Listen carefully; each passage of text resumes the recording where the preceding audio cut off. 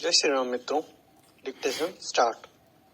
महोदय, जो यह बजट प्रस्तुत हुआ है वह देश का एक ऐसा नया चित्र उपस्थित करता है जो चित्र उन्माद का है, आशा का है, सफलता का है। इसमें नए कर ज्यादा नहीं लगाए गए हैं और जो थोड़े से कर लगाए भी गए हैं वे इस ढंग से लगाए गए हैं कि सभी लोगों पर उसका बोझ पड़ता है। इससे भी उनको निराशा हुई है। दूसरी बात जिससे उनको निराशा हुई है यह है कि 1-2 वर्ष देश को लेन देन के मामले में कठिनाई का सामना करना पड़ा था। योजना को कठिनाई में पड़ना पड़ा था, वह कठिनाई दूर हो गई है और मैं सदन की तरफ से उन देशों को धन्यवाद देना चाहता हूं, उन देशों के प्रति आभार प्रदर्शित करना चाहता हूं जिन्होंने हमारी इस कठिनाई को दूर करने में आगे बढ़कर हाथ बटाया है।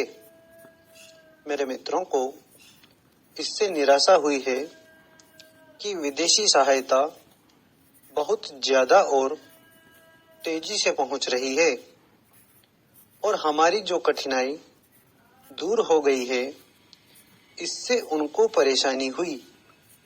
कम्युनिस्ट इसलिए भी परेशान है कि पिछले 1-2 वर्षों में देश की पैदावार बहुमुखी ढंग से बढ़ी है। औद्योगिक पैदावार बढ़ी है।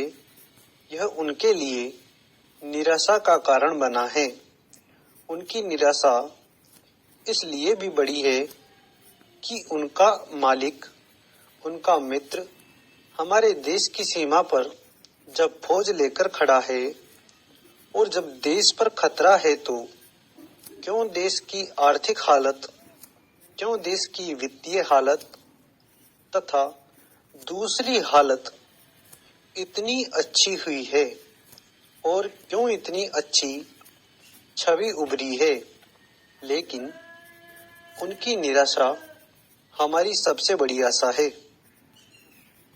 उनकी असफलता हमारी सबसे बड़ी सफलता है और मैं समझता हूं कि उनके भाषण हमारे वित्त मंत्री महोदय के लिए सबसे बड़े बधाई के भाषण हैं। 2-3 और चीजों की ओर मैं आपका ध्यान दिलाना चाहता हूं। उनकी ओर दूसरे माननीय सदस्यों ने भी आपका ध्यान दिलाया है। हमारी सरकार का ध्यान भी उस ओर गया है। लेकिन मैं समझता हूं कि उन पर और अधिक ध्यान देने की आवश्यकता है। पहली बात तो यह है कि जब चीजों की पैदावार बढ़ रही है, जब देश उन्नति की तरफ जा रहा है, तब भी देश में कीमतें बढ़ रही हैं। स्टॉप। धन्यवाद।